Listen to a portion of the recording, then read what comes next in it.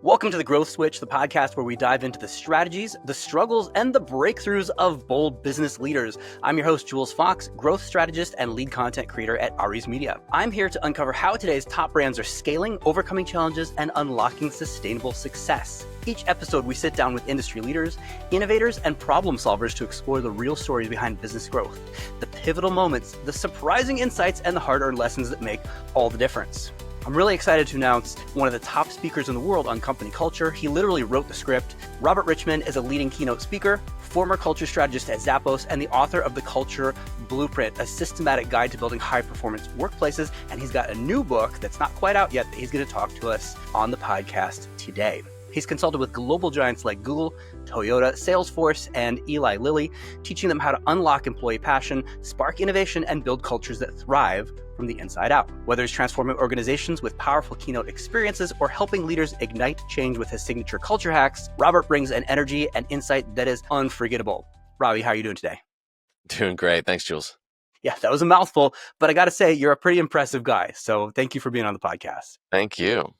So a lot of times, people tune into this podcast because they're interested in innovation and leadership. And I just think that you are a very qualified individual to speak on topics like that. So let me know where you would like to start. Yeah. So with my work, a lot of it is about getting to the fundamentals. And that's why a lot of my work is really evergreen. It lasts for a long time. Harvard University is actually still using my book in their classes on organizational development. They have been year after year. And it comes down to simple core concepts. So for example, with culture, if you ask somebody, what is corporate culture? What is a company culture? You'll probably get 30 different answers. People say it's the values, it's the behaviors, it's how people act, it's what's expected, it's what's rewarded, all these things.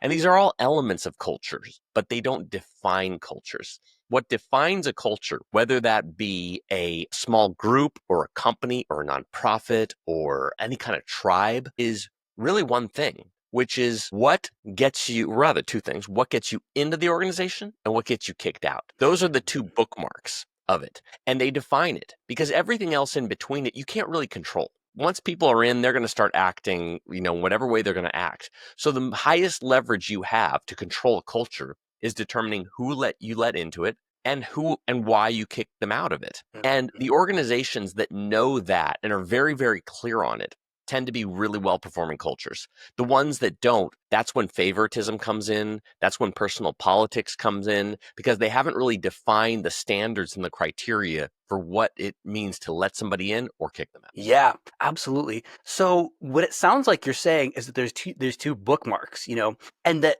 somewhere along in between the two bookmarks is the journey that each person is on that's part of that company culture. Yeah, exactly. Yeah. Awesome. So you change company culture, and this is a big deal. So why don't you talk about how you're changing company culture? Yeah. So it's really first about listening and understanding. I think where leaders make a mistake is saying, okay, this is the change we got to do. We got to do that's going to happen. That's not the way to go about it. The first is really a listening with a perspective, though, saying, look, all I know as the leader is we've got to do blank. We've got to be blank. We've got to do blank. I don't know how we're going to do that. I'm not entirely sure what's in the way. And I have a format that I use that is open source that anybody can use called Open Space. And I have a site set up for it where I share all the techniques that anybody can use for free at openspace.events. And it's all about how you crowdsource the listening to an organization. And this can be done at an event, at an offsite, with a small group, a large group. It's worked for thousands. And you really listen to what are the issues, what's going on, what's blocking this, what are the ideas? And it's all put into a document that's then used for the larger strategy. And then the key to the strategy is something I learned from one of my mentors, Dan Mezek, the author of The Culture Game, which is how to experiment rather than mandate. Because what happens when you mandate something is saying it's going to be like this from now on is their defense mechanisms go up. They say, oh my gosh, or they don't believe you. They say, oh yeah, well, let's wait till Jules has this flavor of the month gone and then things will go back to normal. Right? But if instead you think of it like an experiment, there's a hypothesis. I believe if we do this, this, and this, it'll affect this, this, and that. And let's run it for however long. It could be 2 weeks, it could be 3 months. But the point is it's an experiment bounded in time. And that way people are not forced to change their beliefs. They can say, okay, I can wait through this. And actually they want to participate because if they don't, their input won't be included in that final decision of if they use the program or they use the change, right? So it's first listening, then strategizing based on those inputs, then having a bounded experiment in space and time, and then examining the results and determining from there what the change will be, which is the exact opposite of what a lot of leaders do, which is start with the change and then mandate and tell people what to do. Yeah. And I think that's a radical new approach, is that you're leading with curiosity versus a prescriptive one size fits all approach, which is much more natural and much more tailored to each company and all of the individuals at that company. Yeah. So yeah. So I've heard something about your new book. Is it called Breakthroughs? It's right now called the 48-hour breakthrough. 48-hour breakthrough. Super cool concept. And I was actually lucky enough to participate in a couple of these trials that you were running as well, where you go and you do solid work for 48 hours to basically get in a whole entire work week out in about 2 days. Yeah. But I would love to hear more from you, since you're the expert. Why don't you tell me more about the 48-hour breakthrough? So yeah, what you're talking about there is one of the concepts within it. The larger concept is that you can have a big breakthrough within 48 hours. And what you participated in there was the 48-hour day, or also called the 48-hour sprint, which is you focus on one goal that you think will take like a month. And by focusing and cutting out other distractions, you get it done in those 2 days. And people often ask, do I have to stay up all night? I've done this several times and I've never had to. There's something magical. I didn't even have to necessarily take focus away from my other responsibilities, but I did have to keep that squirrel chasing mind from going on to other things or being distracted or social media or things like that. But that level of focus has a breakthrough in productivity, something that you keep putting off, something that you think will take a month or two, you suddenly get done in 48 hours. And that's part of a larger concept of how a breakthrough happens. And what I'm discovering in writing this book is that, the idea of a breakthrough, breaking with the past in some way, breaking with something that hasn't worked, and taking action through something. And what I found is the high leverage point of this is kind of counterintuitive, is that it comes by not doing anything. So, I realized this is actually one of the core concepts in the Bible, which is the Sabbath, the rest period. Why would it be so important to have this big rest period? And I think it's because so much renewal, and not just renewal of the body, but renewal of the mind, comes from taking these rest periods. And it's not just not working. That's what people think of when they think of rest and not working, right? But to go back to this concept of the Sabbath, it's going away from space in 6 days and into the space of time for 1 day.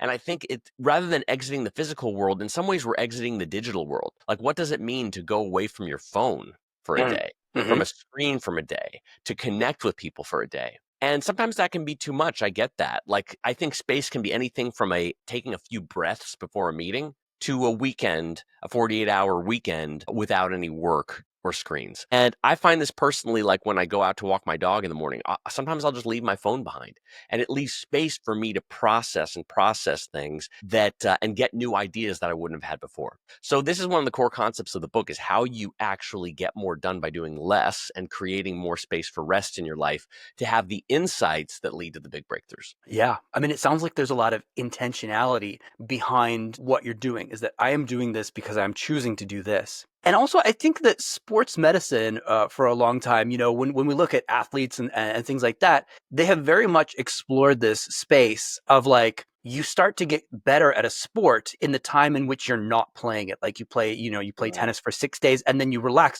and then you come back and that skill has actually become muscle memory, even though you weren't practicing it.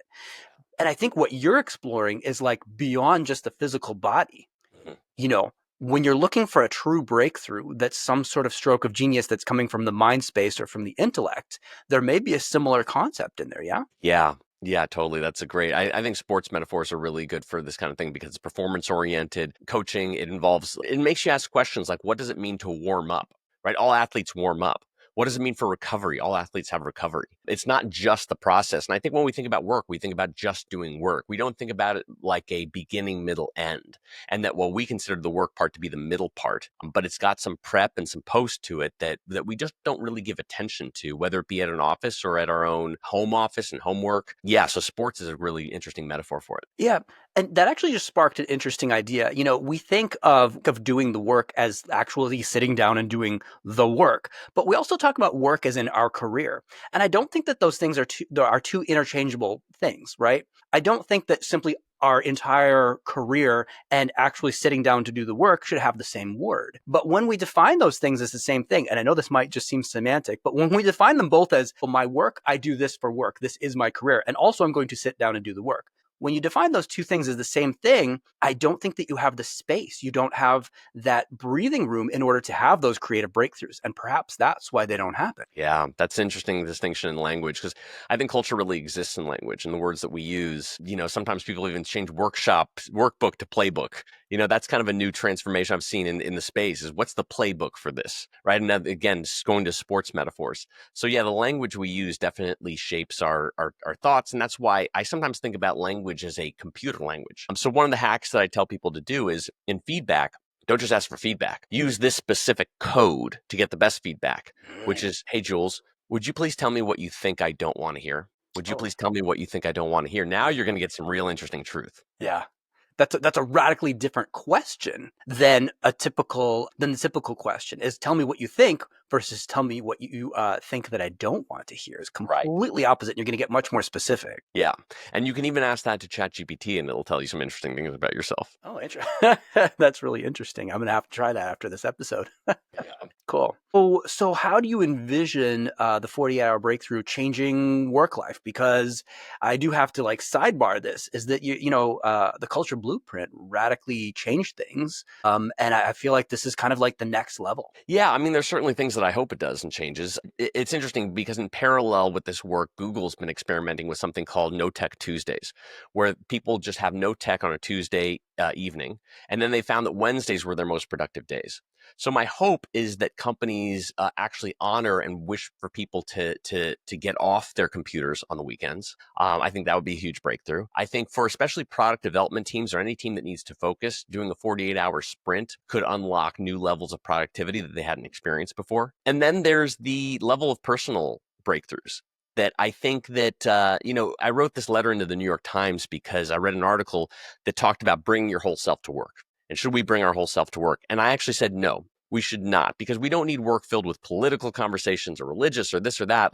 There's so much that's more for your personal life. But I think where personal life and professional life become really aligned with work is our future self. Who do you want to be? Who do you want to become? Right? So I think that when employers and managers take interest, both personally and professionally, about who you want to become and what you want to do in the future, whether that become a manager in the organization or go to Ireland, if we take interest in those future goals, that helps develop the people. So I hope to see, my background as a coach, bringing in personal breakthroughs as well for people's goals. And that's, I think, something that would keep people around at companies a lot longer. Yeah, absolutely. I mean, we know already that people need to feel like they have a place in the company. But if we don't just consider the person in this moment, but also their growth over time, and not just how they will continue to contribute to the company over time, but how they will grow as a human and how, this interaction will occur, because also the company will grow them. Yeah, sure. And offer them chance to grow as a human. Totally.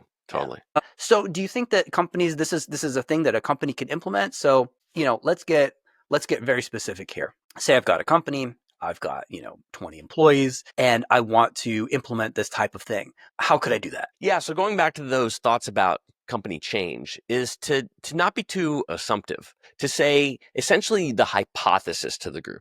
To say, hey, everyone, I saw this crazy guy named Robert Richman speaking. He said that if we focus on something for 48 hours, that we could get more done than we usually would in a month. What do you think? And get opinions, right? Because something to know as a leader is once you speak, everybody else is going to shut up because the leader has spoken. So the best thing you can do as a leader is actually be quiet and wait till everybody's spoken, because that not only gets everybody to share their ideas and feel seen and heard, but now you get to crowdsource all the best ideas for you to make your decisions, right? So it's first saying this hypothesis, and that might be the 48-hour sprint, or it might be saying, hey, what if we experiment with a No Tech Tuesday? What if we experiment with weekends, just keep your computer completely off, and let's try that for 3 weeks or whatever that is. Or maybe that means going home and that you stop work and that you don't do it. Right? I've even heard people do what if we do no meetings Wednesdays? So again, these are all experiments, and you put it to the group and say, hey, what do you think? Where do they light up? And telling them that this is an experiment means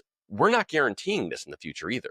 We're not forcing behaviors, but that doesn't mean we'll always do this, right? So now people get more engaged and say, I want to participate in this. I want to show them it works or it doesn't work. And then actually running it as an experiment. And then I hope, anybody listening, watching, get back to me, Robert@cultureblueprint.com. Tell me how it went. I'd love to include your stories in some of my work and, on this quest for companies and people to have big breakthroughs. Yeah. Yeah. So, not quite a tangent, but let's take this to the next step, which is how do you find the right companies to work with and to implement the system within that company? Yeah, for me, companies aren't really a who or what as much as they're a when. And because I think companies go through different stages, right? So when companies start to pay attention to culture, it usually means they're growing fast. It usually means they're innovating something. It could be a big change happening, a merger and acquisition, big change in the market. It's oftentimes this way of change that makes people think about how are we doing things?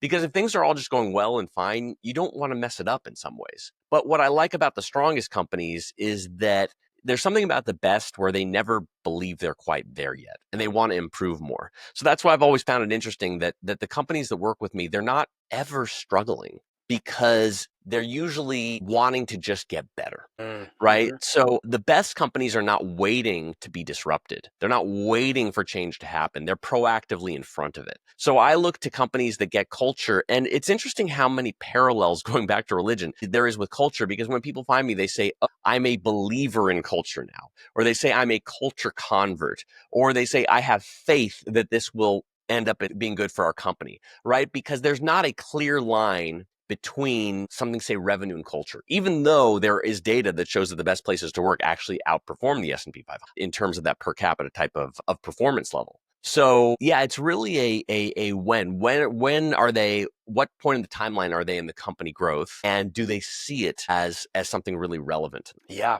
It's interesting because, oftentimes in service-based industries, we are trying to find a problem and we are trying to help our ideal customer, our ideal client solve that problem. And what you have proposed is that actually perhaps the best people and the people who are most receptive and can enhance their company the most are not companies that have problems, but companies that have curiosity. Is there some sort of like marketing model for you that's completely different? Because with a background in marketing, what I would say is, okay, if this is the person's problem, we're going to solve this person's problem by doing this and making their life easier, saving them money, saving them time, things like that. You are going to bring them in more money, elevating above the S&P 500 averages and stuff like that. You are definitely going to create a better work life for them. But as far as like your marketing efforts and getting out there, this seems very foreign to me.